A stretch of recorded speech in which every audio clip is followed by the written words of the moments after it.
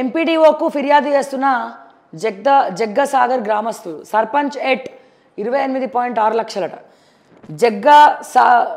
జగ్గసాగర్లో వేలంపాట నిర్వహించిన వీడీసీ సభ్యులు అడ్డుకున్న వారిపై గ్రామ బహిష్కరణ, పోలీసులకు గ్రామస్తుల ఫిర్యాదు.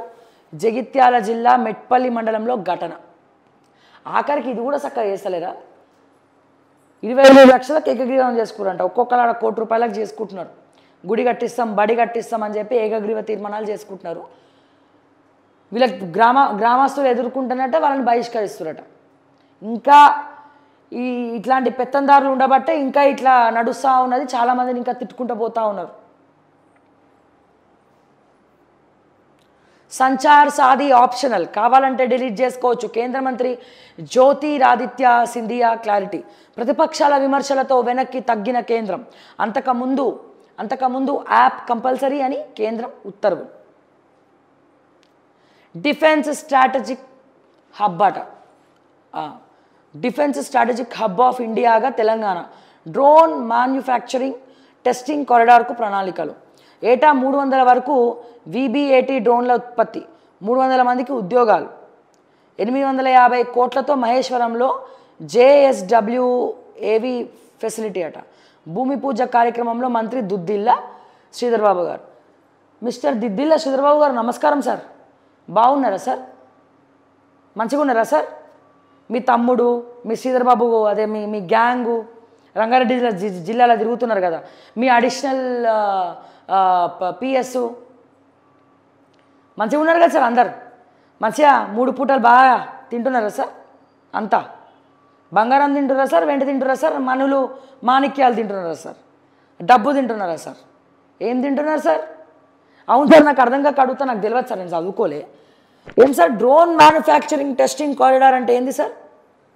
నాకు తెలియదు సార్. దానివల్ల మా తెలంగాణకి ఏమైనా ఉపయోగం ఉందా sir? Manifesto committee chairman Duddilla Sridhar Babu, manifesto రూపకర్త సునీల్ కనుగోలు అయితే దాన్ని రచించినటువంటి రచయిత ఎవరు? మా దుద్దిల్ల శ్రీధర్బాబు గారు. అయినాయా సార్ మేనిఫెస్టోలో ఉన్నవన్నీ? అయినాయా సార్? రూపుదిద్దినరా సార్? మంచిగా చిత్రీకరించారా సార్? అద్భుతంగా.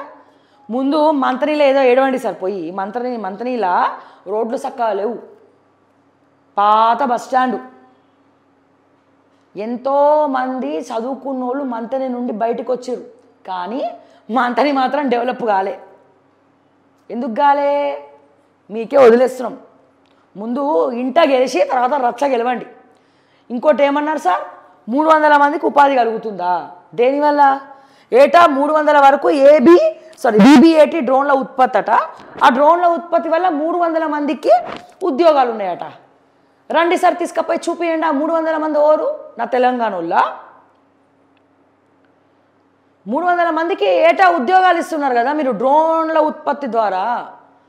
ఆ ఉద్యోగాలు ఏడున్నాయి? ఎవరికి ఇచ్చిర్రు? ఎవరి చెవులో కాలిఫ్లవర్ పెట్టారు? జర చూపిరాదు. మీరు ఎప్పుడు రమ్మంటే అప్పుడు వస్తాను నేను. ఆ 300 మందిని చూపించేస్తే మీకు నేను ఘన స్వాతం పలుకుతా సార్. నేను ఇక ఎక్కడున్నారు సార్ 300 మంది? ఎన్ని కంపెనీలు ఓపెన్ అయినాయి సార్? దావోస్ పోతారు. మాకు ఏదో కేటీఆర్ సాధించేసిండు, నేను కూడా సాధించాలి అని చెప్పి ఆ కంపెనీని తీసుకొస్తా, ఈ కంపెనీని తీసుకొస్తా అని చెప్పి ఆ రేవంత్ రెడ్డి మీరు కలిసి పోయిండ్రుగా. ఎన్నో 100 కోట్లు తీసుకొచ్చినామన్నారు. ఏడున్నాయి సార్? మీ జేబులు ఉన్నాయా? చూపియండి ఎక్కడున్నాయో. జర చూపియాలి. ఎన్ని కంపెనీలు వచ్చినాయి, ఎన్ని కంపెనీలల్లో మీరు వేలు పెట్టిండ్రు, కాలు పెట్టిండ్రు. మీరు ఆ జయేష్ రంజన్ కలిసి ఉన్నప్పుడు ఏం చేసిర్రు? వంశపారపర్యంలాగా పరంపర కొనసాగుతున్నట్టు ఆ కేటీఆర్ నుండి శ్రీధర్ బాబు వరకు ఏమేమి ట్రాన్స్ఫర్ అవుతున్నాయి? ఏం జరుగుతుంది మీ శాఖల? ఇప్పుడు మీరు అన్న 300 మంది ఉద్యోగాలు ఎక్కడున్నారు? ఉద్యోగాలు ఎక్కడొస్తున్నాయి? ఎంతమంది ఉన్నారు? వాళ్ళు తెలంగాణ వాళ్ళ ఇంకోరు అన్నానా?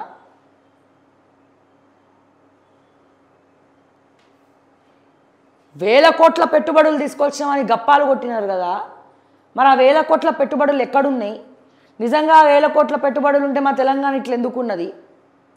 మరి మేనిఫెస్టోలో ఇచ్చిన హామీలు ఎందుకు మీరు నెరవేరుస్తలేరు? ప్లీజ్ సార్, వీటికి సమాధానం చెప్పండి సార్. మాకు పెట్టకండి సార్ చోలో దూది. ఓకే. వస్తుందా సార్ యాప్? సరస్వతి పుష్కరాల యాప్ సార్ 30 కోట్లు పెట్టారు కదా, ప్లే స్టోర్లో ఎంత ఎత్తికినా దొరకలేదు సార్. అది ఎవరి జేబులు ఉన్నాయి సార్ అది పైసలు?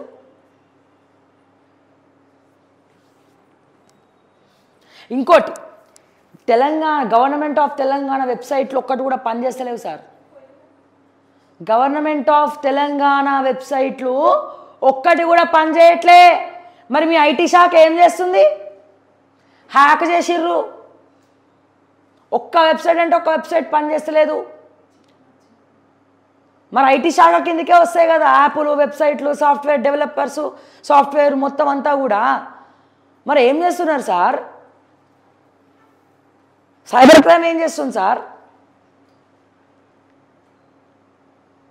మేమేమైనా మాట్లాడితే సైబర్ క్రైమ్ నుంచి ఫోన్లు వస్తాయి.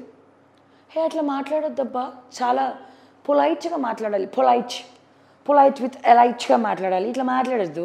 ఓకే, ఆ తమ్నేల్ ఏందబ్బా ఇట్లా పెట్టారు, ఇదేంది ఇట్లా పెట్టారు, మీ మీద కేసు పెడతాం, జైల్లో పారదొప్పుతాం, ఇట్లాంటివి వస్తాయి సార్.